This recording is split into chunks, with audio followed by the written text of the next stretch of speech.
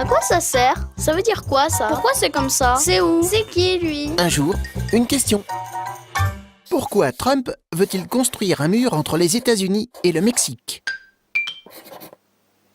Le Mexique et les États-Unis partagent une longue frontière de plus de 3000 km. Mais leurs niveaux de vie n'ont rien à voir. Les États-Unis sont le pays le plus riche du monde, tandis qu'au Mexique, la moitié de la population est pauvre.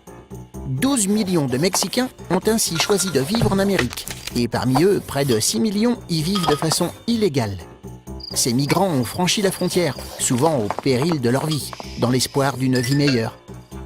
Aussi, la frontière américano-mexicaine est devenue l'un des plus grands passages de clandestins au monde.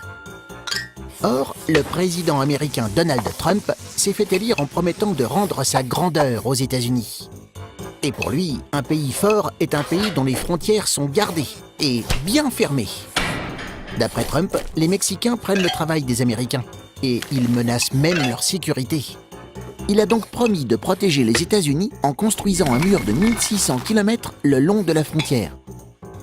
Mais ce mur pose beaucoup de problèmes, à commencer par son prix, plusieurs milliards de dollars.